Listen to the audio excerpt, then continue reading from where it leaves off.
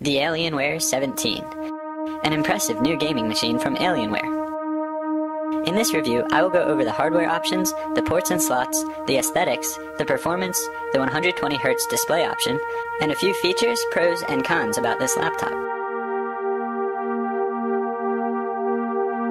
Now, I'll go over all of the hardware options. The options in red are the options that I chose for my Alienware 17.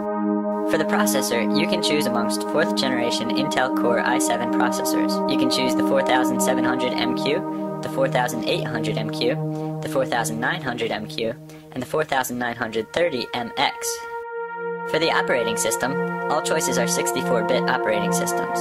You can choose Windows 7 Home Premium, Windows 7 Ultimate, Windows 8, and Windows 8 Pro.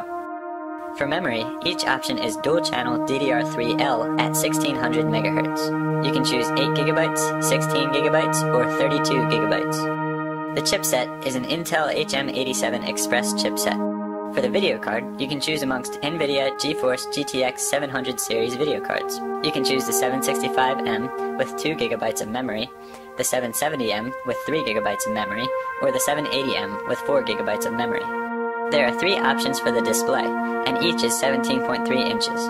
You can choose the WLED HD Plus 1600 by 900 anti-glare display, the WLED FHD 1920 by 1080 anti-glare display, or the 120Hz WLED FHD 1920 by 1080 True Life display with 3D bundle. This laptop has a 2.0 speaker configuration powered by Clipsage. For the hard drive, you can get a 750GB hard drive, or you can get a 750GB hard drive with a 64GB solid-state caching drive, or you can get a 1.5TB RAID 0, and you can also get a 256GB solid-state boot drive with a 750GB hard drive. For the optical drive, you can get a DVD writable drive, or a Blu-ray readable and DVD writable drive. For the power, it comes with an 8-cell lithium-ion battery, and either a 180W AC adapter or a 240W AC adapter. The camera is a full HD 2-megapixel camera. For networking, you get a Killer Networks Gigabit Ethernet network interface card. You also get a 5G Wi-Fi, Broadcom, and Bluetooth 4.0. And here's a list of ports, slots, and chassis information, which I'll go over a little bit more later. Now that we've gone over all the hardware options, let's take a quick look around the computer. Here's the front. On the front are the laptop's 2 speakers. The back has the exhaust vents.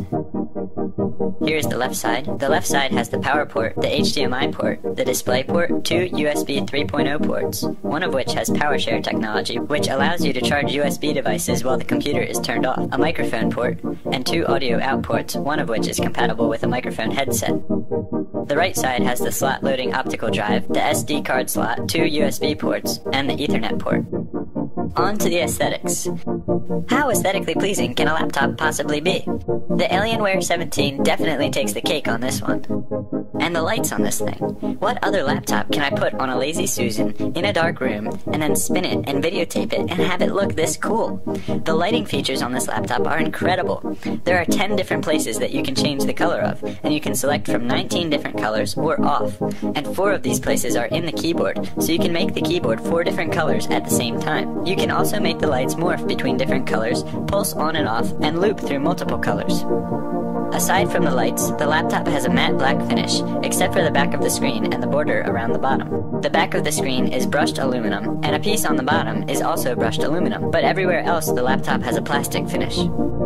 Performance. This laptop's performance will vary, of course, depending on what hardware you choose. I chose the i7 4800MQ processor and the NVIDIA GTX 780M graphics card. The hardware choices that I made built me a very good gaming computer. I also chose the 120Hz display, which allows me to get 120 frames per second in games, and to actually be viewing the game at 120 frames per second, instead of the standard 60 frames per second. In Call of Duty Modern Warfare 2, I play in full HD with anti-aliasing set to 2 times at 120 frames per second, and this laptop does not miss a beat. You can see from these screenshots the detail that I am seeing in game. and it is being refreshed at this exact resolution 120 times per second. It's the same in Call of Duty Black Ops, Full HD, 2 times anti-aliasing, 120 frames per second, and the computer plays it so smoothly it's incredible. Other than gaming, this laptop is excellent at running programs such as computer-assisted drawing and video editing. For both editing and rendering, this laptop takes video editing to a whole new level as it is now so easy and fast. With the 4th generation i7 processor, the 120Hz display, and the 780M graphics card, these programs run incredibly smoothly. The 120Hz display.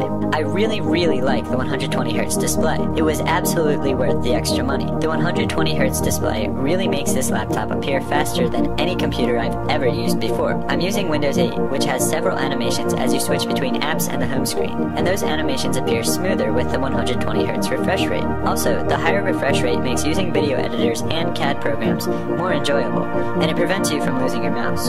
And, most importantly, it allows you to see the smoothness of 120 frames per second when you play video games at 120 frames per second, as you will actually be seeing a new picture every 120th of a second. This display also enables 3D capabilities, which is pretty cool, but I think a lot of people don't have a use for this yet. So overall, everything you do on your computer will appear a bit faster than it would on a 60Hz screen. And I really never noticed that 60Hz screens were slightly slow, but I do now that I have this laptop with a 120Hz screen, and I don't want to ever go back.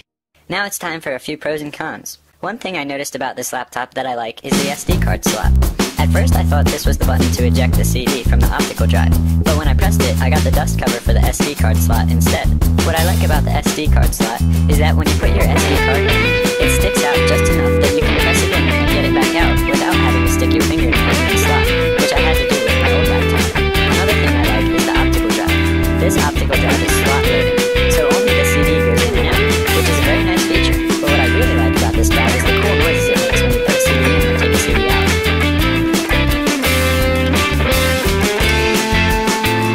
Another thing that I like about this laptop is its awesome vents. This laptop has 2 vents on the back and there are 2 heat sinks and fans. The bottom also has a lot of ventilation holes. Another thing I want to comment on is the touchpad. The touchpad is pretty cool because when you touch it, it lights up, and when you take your finger off, the light turns off. You can set it to stay on in the BIOS settings. But one thing I don't like about the touchpad is that my fingers stick when they aren't dry. It's still usable, but it's noticeably better on a dry day. So if you have dry hands, you won't notice. And a super useful feature that is included in this laptop is the HDMI input feature. This allows you to use HDMI devices such as Xbox, PlayStation, or a camera while using this computer as a monitor. And last but not least, I want to talk a bit about the lights. I said earlier while talking about how aesthetically pleasing this laptop is that you can set the lights to loop through different colors. But there are 3 zones that you cannot set to loop through different colors. These 3 zones are the power light, the touchpad light, and the hard drive, Wi-Fi, and caps lock lights. However, it's still super cool if you can change the color of the hard drive, Wi-Fi, and caps lock lights. And the power light can be set to be a different color while the laptop is running on battery. Also, when you're charging the computer, the power light morphs through different colors. And that's all for my Alienware 17 review.